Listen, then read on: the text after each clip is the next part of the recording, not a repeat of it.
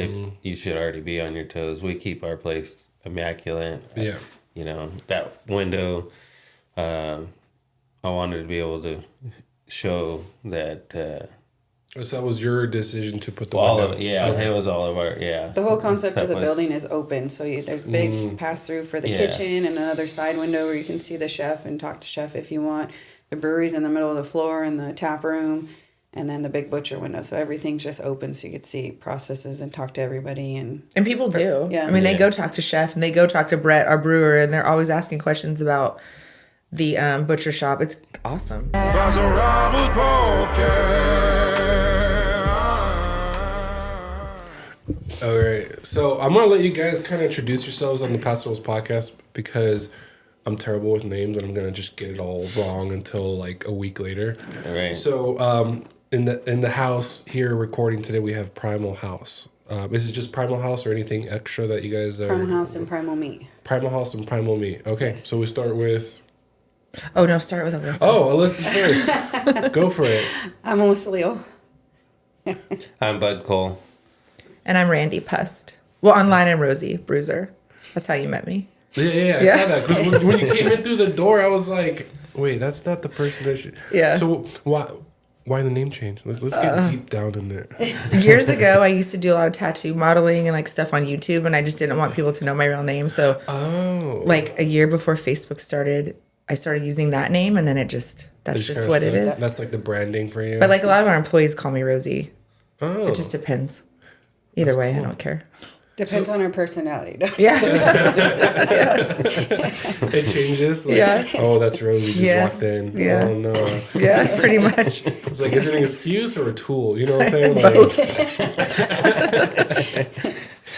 so, Rosie, you reached out to me wanting to promote Primal House. How long have you guys been in business? About 8 months. 8 months? Yeah, it took us about 3.5 years to get the place built, going through permitting, build out, just getting everybody hired and running, and yeah.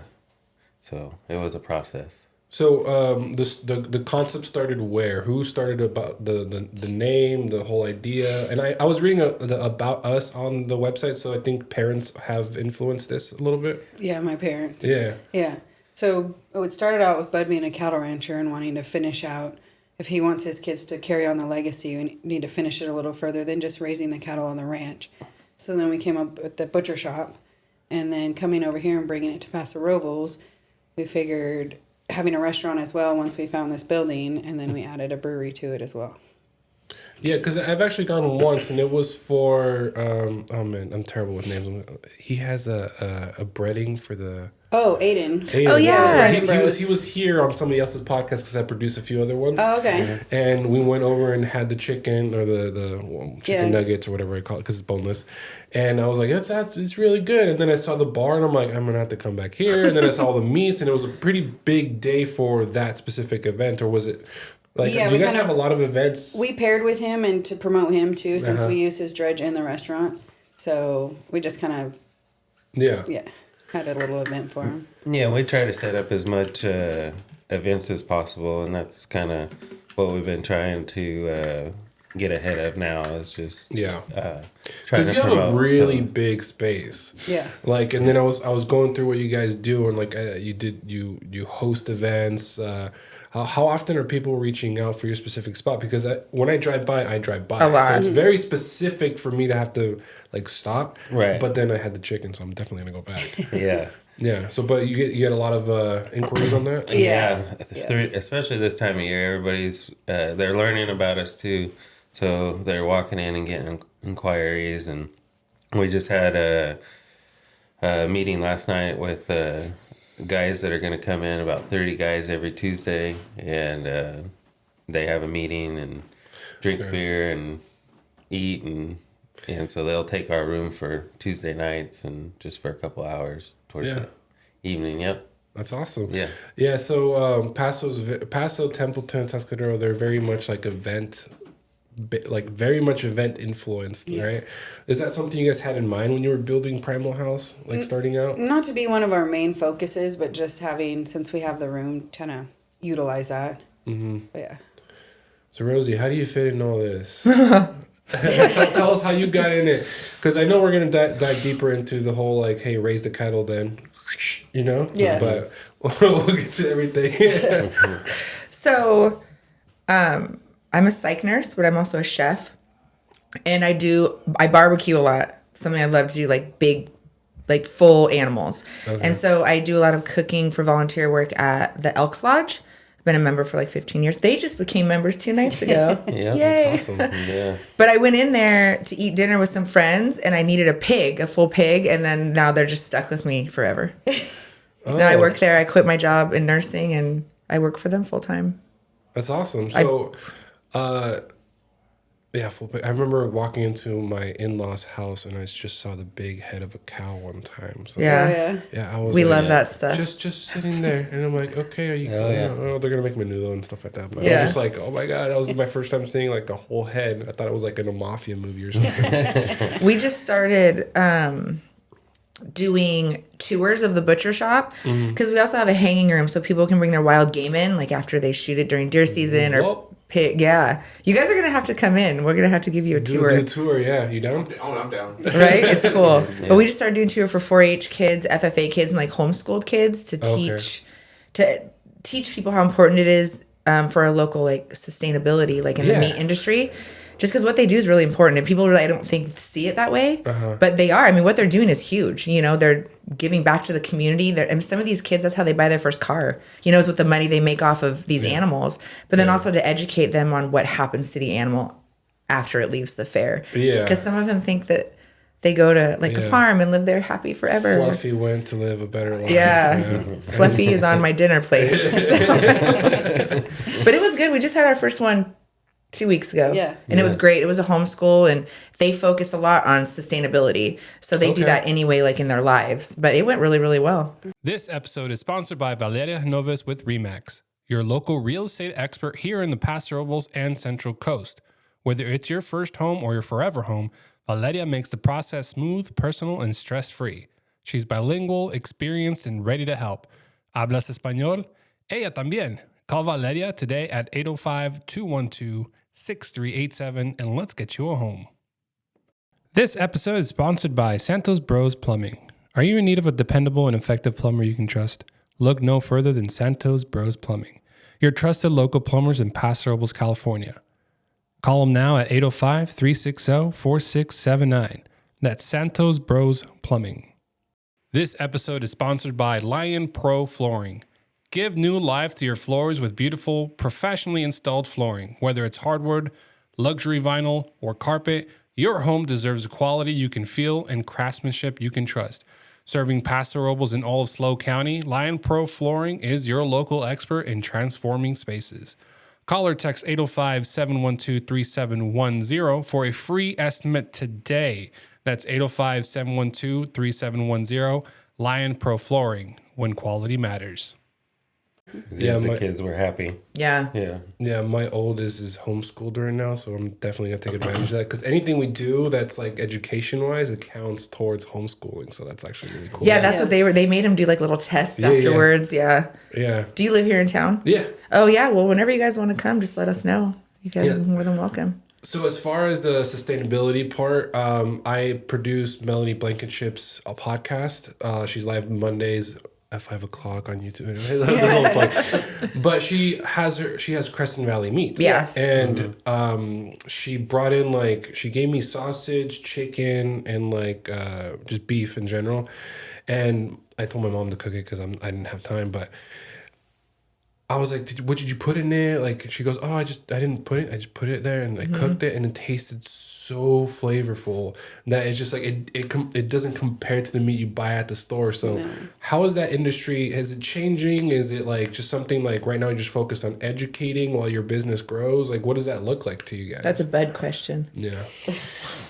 Just growing with times too is, I mean, meat is 90% of the way that it looks, you know, and then the other 10% is definitely the taste of it. But if it doesn't look good, people aren't going to buy it. So yeah, we try to keep up with the fads and stuff, but a lot of times we get people that are still stuck, you know, in what they've done when they were a kid and stuff. So we still try to carry those traditional cuts in there as well, but we're still trying to throw loops in there and to bring in some of the younger crowd and stuff too. So And a lot of people don't like fresh meat. It's odd. Like they don't know the taste. Do you know what I mean? They think that grocery store meat is what meat tastes like, but really that's not what meat tastes like. A lot of our meat, we don't have to put anything on it. Like when we cook it, like you were saying, it's just beautiful fresh meat. But some people just don't understand that that's what meat tastes like.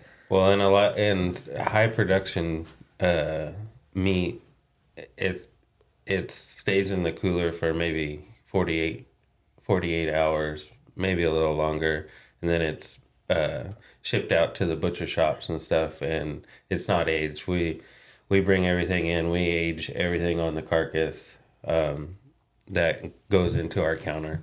We do have some programs for some hotels and different things like that we bring boxed beef in for them and just fabricate for them, and it just goes straight back to their program.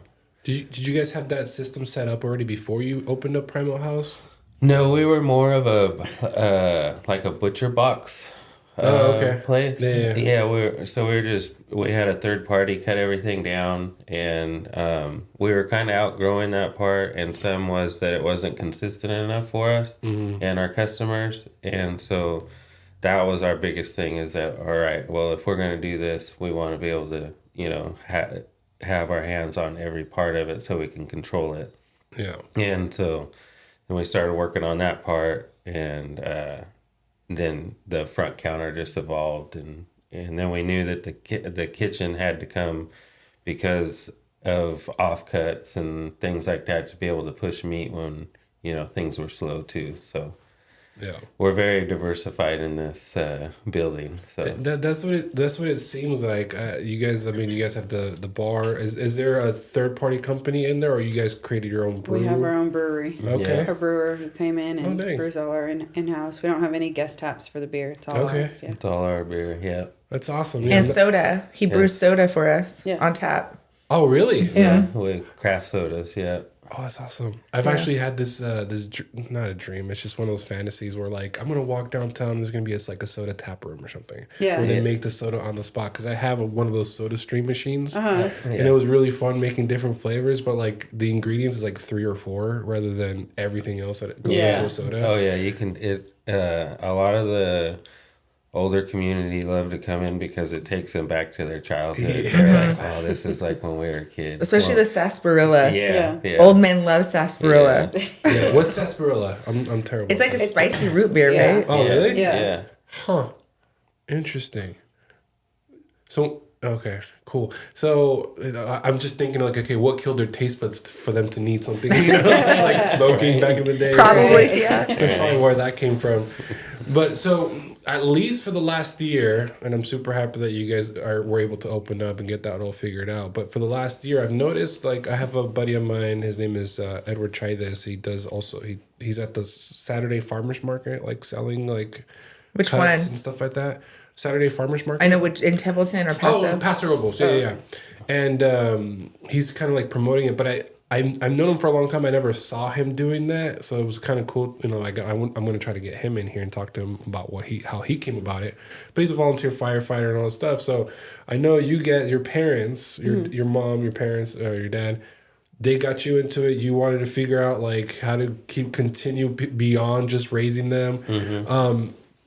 Is that something like you kind of wish more on more kids, or like? Tell me a little bit about your guys' experience growing up, as far as like you wish things were the same, different, more. Is something you want other kids to experience? Because not every kid has the stomach for what goes on. Yeah, well, that's kind of where the butcher shop. We wanted to take everything back to the basics, really. And kind of go when our grandparents and stuff were kids, and there was a butcher shop on pretty much every corner, and just connected to the ranch, and they would be able to process their wholes or half beef, and they called it a locker because they would actually keep their beef there, or their their animal until, the grandma or would go down and say, hey, I need 20 pounds of ground beef of my beef, and they would go back there and grab what they needed. So it was stored there all year long, until they, could take it home. Yeah. Yeah. So then that kind of evolved because it just, there wasn't enough room,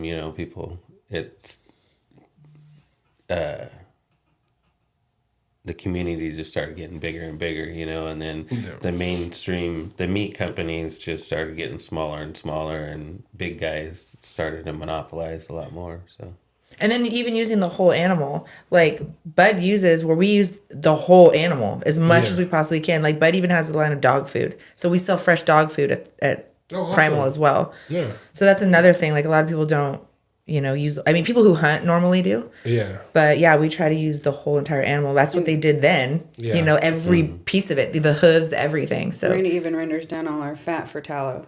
So we sell beef tallow at the restaurant. Beef tallow, that's awesome. And bone broth. I just found out about beef tallow too. Yeah. Put it on a little bit on your skin too. Yeah. Cook with it. Cook with use it as I'll make some lotion. potatoes with it. Whatever. That was really good. This episode is sponsored by Western Janitor Supply. They have cleaning supplies and equipment for any workplace. Call today at 805-238-2112. They provide an extensive line of chemicals, paper products, and floor equipment. Again, that's Western Janitor Supply, located in downtown Paso Robles. This episode is brought to you by Red Scooter Deli on 6th Street. Craving something delicious in Paso Robles? Red Scooter Deli on 6th Street has you covered. Enjoy tasty sandwiches, fresh salads, and smoothies like the Banana Nut Blast, my personal favorite. Kick back on the covered patio, sip on a cold beer and wine, and enjoy the easy parking. Order online for pickup or dine-in. And here's a treat. Use promo code PODCAST for $5 off your next order. That's PODCAST for $5 off your next order. Open daily from 6:30 a.m. to 4 p.m. Red Scooter Deli. Local flavor, fast. This episode is brought to you by the White Wave Wellness. Choose to live a healthy and fulfilling life. Wellness is more than being free from illness. It is a process of change and growth towards a mentally and physically healthy lifestyle. Reach out to Jennifer Hale to learn more about how this water can change your life. Yeah, it's good to change all your oils with over to that. And that's, a lot of people are doing it. So. Yeah, so you were talking about like how the butcher shops back then got smaller, bigger companies started buying, started stepping up. Do you see a shift going back the other way? Because like I said, the last year I've been noticing more of this local meat situation. Like, do you see a change happening in the industry? Yeah, the consumers wanting to know where their product comes from now, and when it comes shipped all over, and it's all over the news now. Yeah. And so more and smaller ranchers are, getting into creating their own label, and that's kind of where we come into play too, is that we have the USDA coming in, so we can work with people that are wanting to do that, and we can help them create their label, process their beef, and they can be able to go to the farmers markets and sell it. And yeah. And we have a window. I don't know if you saw that when you were there, but you can see in our butcher shop. Oh, no, I didn't see that. And you can even sit at a table, but we have a giant window. I don't know how big it is. It's pretty big, though. Yeah. But you can see what they're doing. So you can see them cutting the beef down, making the sausages, making the steak. So, there's no hiding anything. They can just see everything, exactly where their meat comes from. And then also when people come in, if they have, a special cut that we don't have, and we have the manpower, Bud just goes back there, and the ladies and whoever's back there will cut it for them. So they can watch them cut their own piece of meat. What are the requirements for you guys to do that? Not in the sense of USDA, but I'm talking about somebody who shows up randomly with something they killed or something. Is there anything as a no-go? Hey, not this deer or not that kind or not this? Well, as long as it comes back with, we have to have a tag, and that, freshly killed, it can't be dirty or anything like that. So anything we process right now can't be resold either until we go USDA. Yeah. So it's just all custom. Yeah. Personal use only. I mean, there's a lot of. I feel when I hear USDA, I think about restrictions, all the hoops, and all the obstacles, and all There's the all stuff. of that. And at any point they can come in and just say you're done, kind of thing. Mm-hmm. Like, do you guys? I don't like to live in fear, but at the same time, do you guys like have that in the back of your head every time you go in? No. Somewhat. Yeah, It kind of, it's just following their regulations, and as long as we follow their regulations, we'll be good, and we'll just make the corrections if we need them. And Yeah, it's mostly but about that. people just being able definitely to- need it for Yeah. these resellers at the farmers market to sell their own beef and stuff. They have to have that. So And if we can provide that for those people, then we'll do what we have to do. we've been following the guidelines for it since we started, so it's just, everybody was trained that way, so it's just another working movement in the shop now. So it's just extra paperwork pretty much, and tracking, and it's good and it's bad. It's one of those things. It's a catch-22. It keeps people on their toes, but at the same time, if you should already be on your toes. We keep our place immaculate. Yeah. That window, I wanted to be able to show that.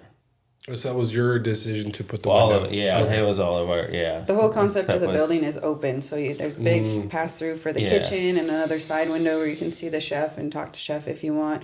The brewery's in the middle of the floor, and the tap room, and then the big butcher window. So everything's just open, so you could see processes and talk to everybody. And people do. Yeah. I mean, they go talk to chef, and they go talk to Brett, our brewer, and they're always asking questions about the butcher shop. It's awesome. Yeah, well, we're pretty much open book. We wanted to be able to. Everybody feels like family there. That's what everybody, when they go in there, they really get that feeling, and we try to push that. Yeah. So with I've listened to like Joe Rogan podcast, and he talks about like the carnivore diet and stuff like that. Mm-hmm. I want to try it one day. Obviously, I have kids, so I can't just single out myself and then not feed them. I still feed them, but it's just one of those things where like I in my head I start like kind of convincing myself I start like convincing myself not to yet because of the availability of meat, the availability of we did Butcher Box for a little bit, and then at some point it just got too expensive because obviously you can only it's a constant subscription for that. Yeah. So in my head I start thinking about all the things that could go wrong. But let me ask you this: so when there's like an outbreak or something of the meat or the chicken or like any kind of meat, you guys are isolated, so you guys don't have that issue. Talk to me about how like does that excite you? Like, hey, I mean, it's bad that there's meat out there that's not working out, but at the same time, you're like, oh my god, we have good meat. People are gonna outsource this. Yeah, it's just the extra, like, lost my word. Sorry. Yeah. Like confirmation that, everything's clean and we know where it's coming from. Yeah. And it's not, when we're making ground beef, it's not made from a bunch of different cattle. It's just all right there. And so just having more control over it. Yeah, that's the beauty of having a smaller plant compared to these big guys, that we can be able to control all these little small things, even down to the brewery. Our brewery is a, kind of one of those medium things. We're not small, but we're not big either, so we can be able to fine into those beers and be able to get a little cleaner. And Brett's great at that. He's so clean. Yeah, his beers are immaculate, so and they taste great. So I had one that was close to a Corona. I had like lime. Oh, the Mexican lime. Yeah. And I almost had a second one, but I had to drive back home. But it was just funny because like I was reading all the labels. I didn't recognize any of them because I've never been there. Yeah. And so now I realized that it's your guys's. But it was funny. It's like because he was at whoever the person was like, "What do you want?" I'm like, "I don't know. I just want something like I don't know. I'm Mexican. Give me something there." Yeah. And then he starts doing the whole like rim thing, and I'm just like, "Okay, cool." Yeah. Yeah, that beer went pretty fast. He just brewed it again yesterday. So, Yeah. And we do rotation, so that beer typically takes 6 weeks, and so he'll be on right after that.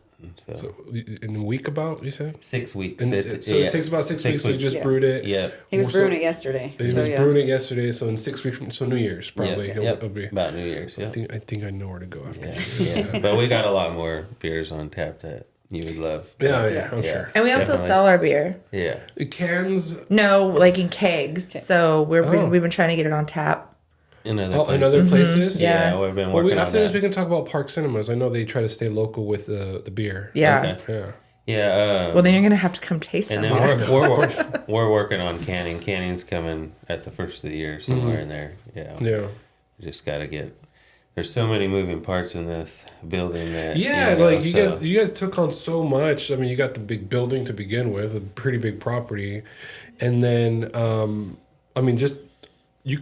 In my head, I always think about you guys could have just opened up and did the butcher and the restaurant and stuff like that. But then you put a window and then you put a bar and then you're holding events. At what point do you go am I doing too much? What do you guys feel like right now?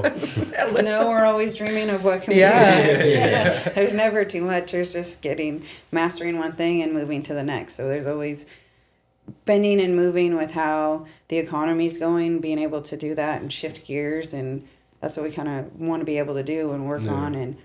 But we get a lot of people right now who, our turnover for dinners and stuff like that, people usually stay an hour or two. There isn't a lot of time where people come in, eat, and they're gone. Yeah. So. And they like to chit chat. And I love that part. That's my favorite part, when they do ask questions. Mm-hmm. They're like, what's this? What's that? Because we have a produce, I don't know if you saw, we have a produce section.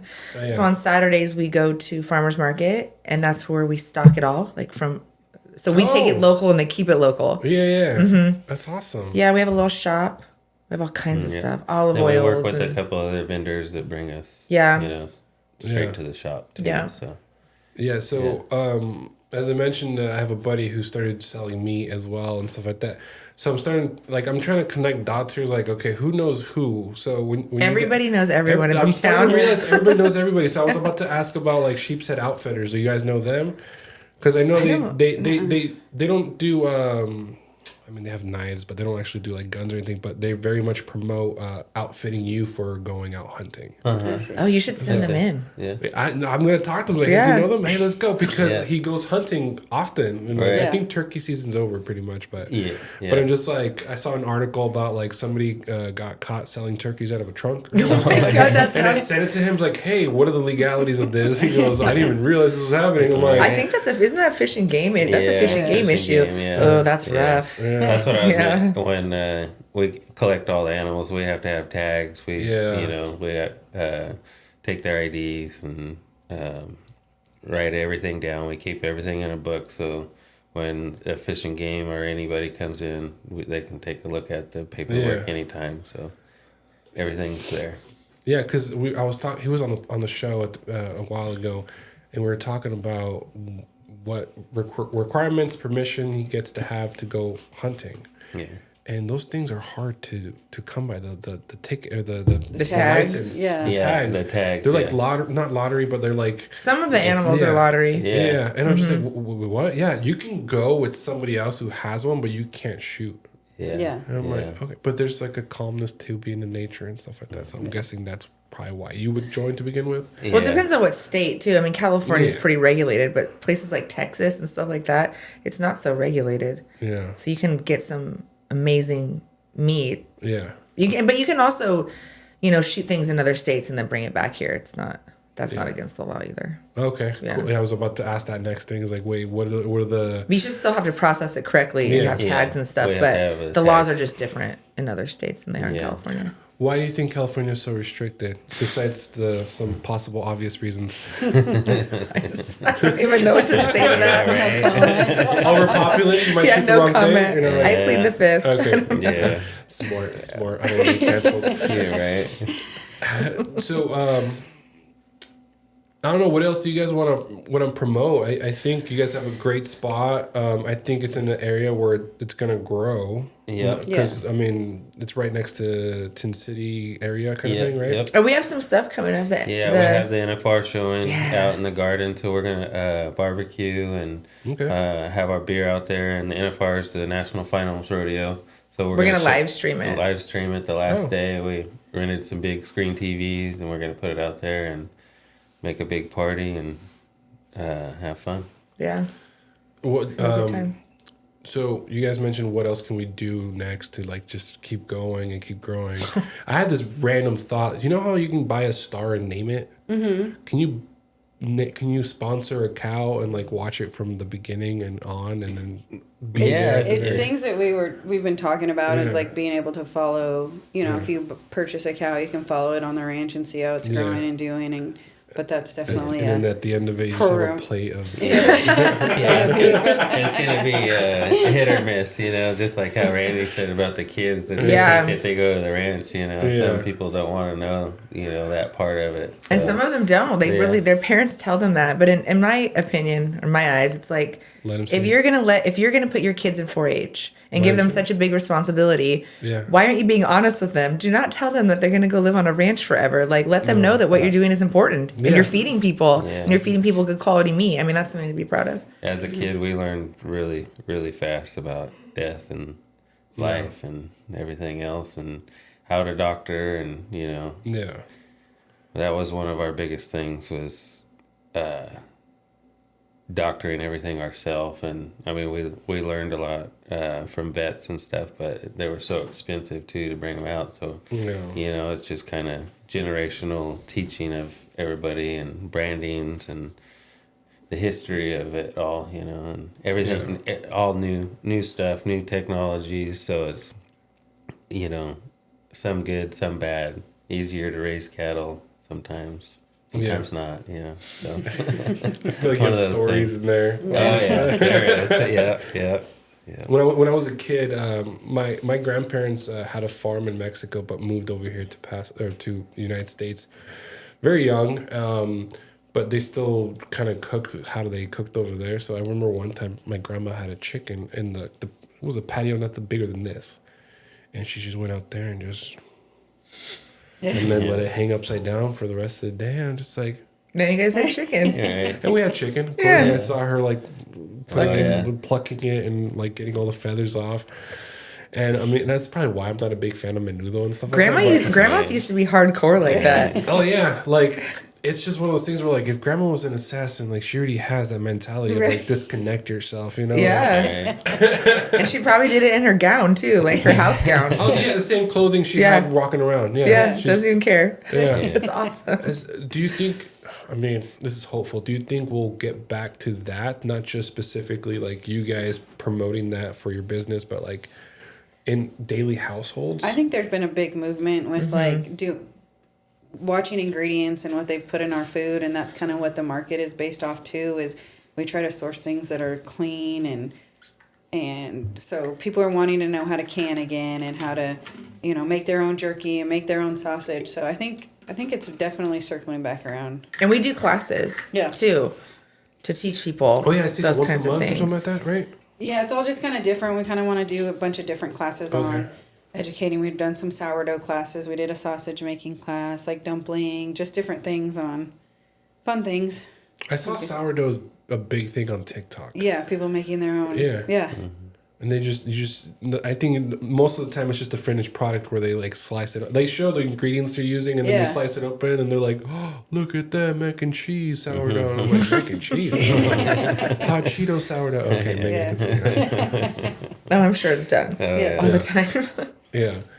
So it's just, what's your guys' busy season, out of curiosity? Honestly, we've only been open 8 months and we haven't even officially done a grand opening yet. So there's still a lot of people that don't know about us. So we're open during the holidays this year. So it's finding this year, we're kind of finding how everything goes. Yeah. Because we don't have anything to base it off for previous years. So. Right. Fair season for sure. We're going to be very busy, not just with fair animals, but with people. A lot of the families stay in the hotels surrounding our restaurant and our butcher shop. So we're going to be really busy for that. And then just traditional stuff is like meat traditions, like 4th of July is typically really busy. Yeah. New Year's is probably busy. Yeah, and then football for the Super Bowl that tends to get pretty busy that weekend. So you guys are gonna get a lot of orders there for sure. Yeah.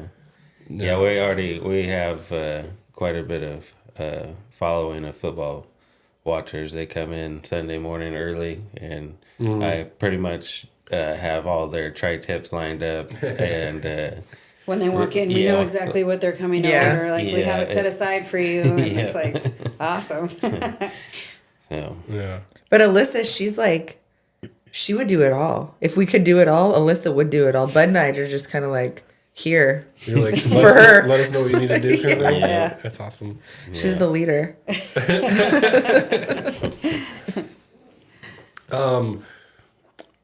Because I've seen other people starting to do this thing, is there such a thing as competition for you guys? We've always said we don't have any competition because if there's more smaller shops, smaller butcher shops, you take away from the big monopoly of that. So the more small butcher shops there are in town, the better for everybody. I mean, there's plenty of people around to where there shouldn't be any competition. Yeah. You know, I think I like the fact that you guys are around because, and on top of that my buddy, Crescent Valley Meats, all that stuff, I've never heard or read where an actual plant is for like the bigger guys. Yeah. You know what I'm saying? Like it's like where does it come, and then that's It's a secret. That's where supersized documentary comes in and all stuff, and you know all the. I'm sure there's more documentaries I can't think of right now, but like on Netflix and stuff like that. The chicken one was huge. That was Oh, yeah. eye-opening. I think a lot of people watched that. Yeah. The second Super Size Me, with the chicken, or what? The which one? chicken, the Foster, Oh, was it the Foster big Farm? chicken. Yes. Purdue. It was Purdue. Yeah. Yeah. It That was wild. I think that really changed a lot of people's views on not just the chicken industry, but just farming in general, and why little farmers are going out of business because they don't have a choice. So hopefully we can change that. A lot of the times it's the farmer doesn't have a choice anymore, and the way that I look at it is that I don't think a pharmaceutical company should own a farm at the end of the day. Yeah, that's a big one. That's where I kind of draw my line down. It's kind of one of those rocky things that we don't necessarily want to go there. So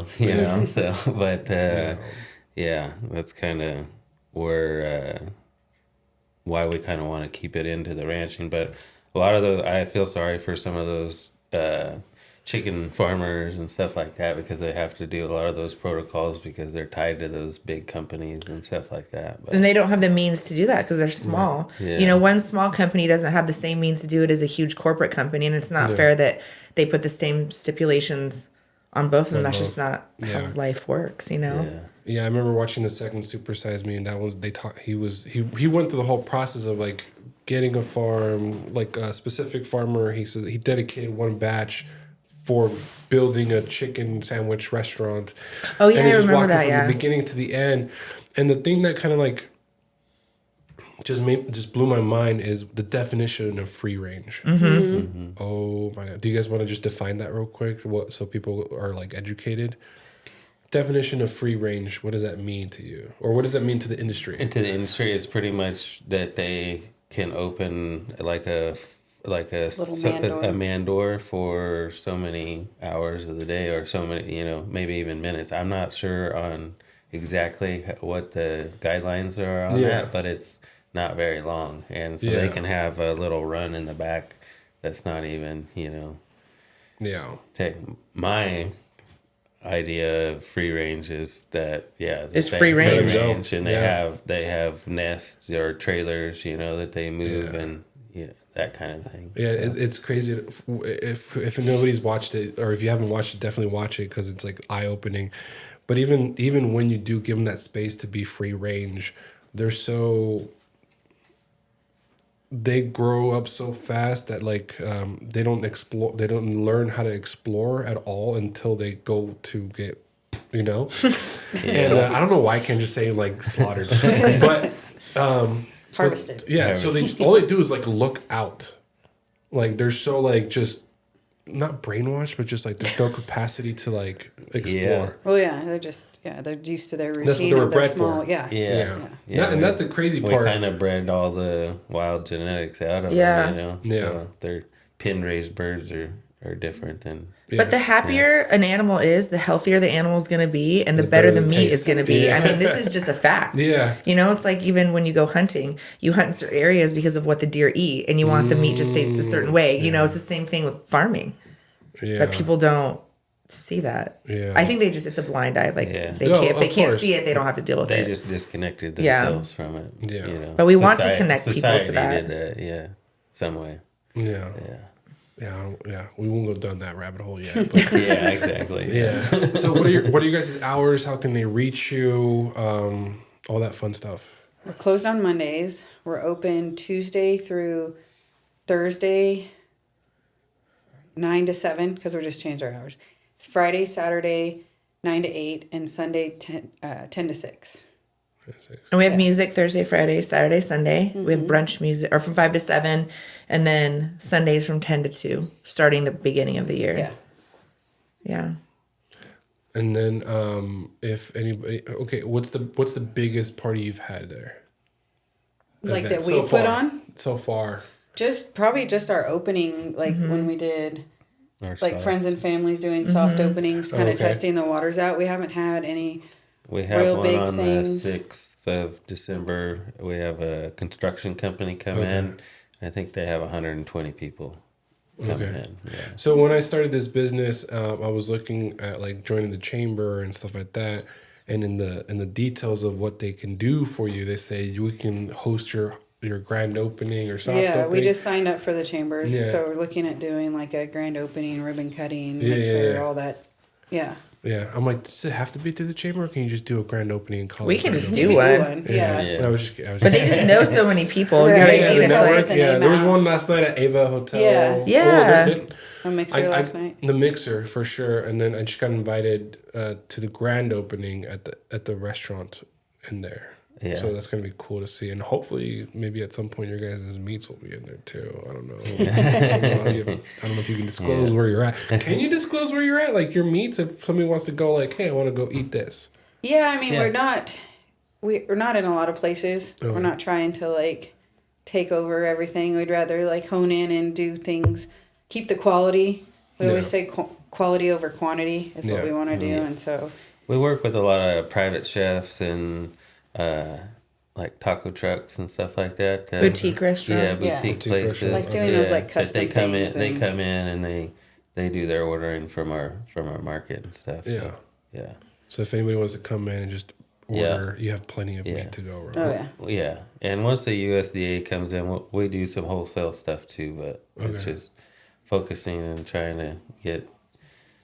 Our counter does good for us, so we're Yeah. not having to chase too much of those Okay, wholesale yeah. accounts and stuff Yeah, like that. So. and then we have the custom cattle that come in or animals that we process for people, and that's another source of business too. So What- we're quite busy. Which ones do you look forward to when people bring? Like, is there a specific animal that you're like, oh, this I is love it when cool? people bring elk in. I just Elk? love elk. I love how they look and their meat. It's just beautiful. Just looking at it, I know this sounds so weird coming from someone, but I love it. It's beautiful. Like the meat is just so red, the color of it. And people are so proud Yeah. when they bring their animals in. Like they'll call, and they're like, Yeah. I just shot this buck. Like, are you guys open so I can bring it in? And they're just proud. Yeah. You know what I It's fun mean? seeing the different sizes and everything Yeah. too. Like once it's hanging on there, And where how they're nice from. the meat is hanging. Yeah. Like Yeah. we get the people hunt like in Montana or they hunt, in other places. You can see the difference of the different kind of deer, the different kind of bucks, and the elk and things like that. We have a couple who we process their meat and they hunt Arabian Ornix. Is that what it's called, right? Yeah. And it's so good. And just looking the animal up, you're like, oh my God, like I want one as a pet, but they also Yeah. taste delicious. So it's just cool to see how people are just so proud. Yeah. And then they live off that meat. A lot of our customers live off of their meat all year long. Yeah. Yeah. Oh so yeah. I remember a buddy of mine. He and his dad went to, I can't remember where, but they got an elk, and then every time I would see them, it's like, hey, you want some jerky? I'm like, yeah, sure, I'll take some jerky. And it was freaking amazing. Yeah. And then they just said, yeah, we still have a whole freezer full of meat, so we're good for a while. So I'm just like, why isn't this more Yeah. happening? You know? No, I mean, you can maybe pay somebody else to go shoot it and prep it and stuff like that, then have a freezer full of meat, so figure something out. But that's what the butcher shops are for. So And we do have the option for people too to come in and buy half, quarter, full carcasses. So on beef and everything. So you can stock your freezer. We have families that come in and go halves on stuff. So we have that option too. If they don't have the means to raise it and do it all, we can. And box options too, kind of like how you mentioned earlier about the butcher box, that it kind of got overwhelming with you, you know, but the pricing, ours isn't fixed. So, you know, it's just you buy that certain box and it's got whatever's in it. We didn't want to have to deal with subscription boxes and like holding people to subscriptions. Yeah. But we have box options that you can come in and grab, like if you need it. Maybe you didn't need a lot. Stay home this month and you have leftover. Not like forcing it to come every month. So your guys' place just sounds like a solution that makes sense. You know, it's just one of those things where like growing up, I wish I learned more about it. That way, as I got into an adulthood, I would have been like, oh, this is where I'm going to go to get meat or something. Yeah. Instead, I kind of relied on the Albertsons and the Food for Less. Yeah, the one-stop shop. My parents did too. You know. And you know that's the reality of our economics and stuff like that. But it's cool that you guys are around. I think I'm looking forward to who else tries to do the same thing, or has been thinking about like, oh, I wanted to do it, but I'm not sure. And then see you guys, and you're just like, do it. Yeah, go do it. You just got to get out there and do it. And we like it when people ask questions. I mean, I don't know the answer to some of them, so I just, I'm like, Bud. But we do. We like it when people ask questions, because I see in the grocery stores, you know, they don't know the answers. And that's not their fault. If they work in a grocery store, you know, butcher shop. I mean, that's not the same thing as we do. So, but we do love it when people ask us, like, where did it come from? How did it get here? Like, those kinds of things. We're pretty, like we said earlier, we're pretty diversified, and if I can't do it, we have the butcher, the girls, they can answer it. And then we have a great chef, and he puts a lot of specials on, and so he's able to move meats around that way. And then if you're buying up front and want to be able to cook it a certain way and you don't know, I can always pass it back to chef, and he's got a window that he can talk to you too. So you can buy it out of the case and the chef will cook it for you. Which is awesome. How long does it take to make a plate for lunch? It's certain things are, you know, depends. Like anywhere from 15 minutes to 20 minutes. Oh, it's not bad then. Yeah, no. Yeah, skip on the pizza, go get a steak. Yeah. All right, cool. Yeah. And then you're doing, oh, gosh. Well, and we also have a kids menu too, you know, just, it's the same thing, but just little. Yeah, shaped like dinosaurs. Well, and that's what we're working on now, is that we do have like hotel or medical offices that can't necessarily leave their building so much. So we've built these platters and stuff like that so that they can come in and just pick up and they go, or they can just order off the menu and come get it. So we've been trying to push a lot of that lately. Or host, like with our room, our dining room, being able to host like luncheons and stuff. A lot of people look for like a little meeting space too. Like, because to be honest, a lot of the times I probably don't go to restaurants because of the wait time that I feel might happen. So that's why I asked, like, how long does it usually take to like make a plate? Yeah, we don't. We haven't ran into the wait issue. Okay. Like, there's always, we have 3 different sections where you can sit and eat. So there's always room somewhere. Plus, we have a patio outside too. Yeah, I like the patio outside. It's a nice little view. Sweet. Awesome. Thank you guys for joining me on the Paso Robles Podcast. I'm sure if you guys want a part 2 down the road when you guys have your grand opening, that'd be kind of cool to take. Yeah. Maybe we can get the chef and the brewer. Talk about all that. Brett and Marcel. Yeah, they're both talented guys. Cool. They're going to ask for a raise after that. So they're always asking, especially Brett. He's always telling me, I want a raise. He's just always messing with me. Do I get a raise? No? Well, that's the end of the show, everybody. We're going to go ahead and not get people in trouble. Well, thank you guys so much. I appreciate it. Thanks for having us. Thanks for having us. Yep.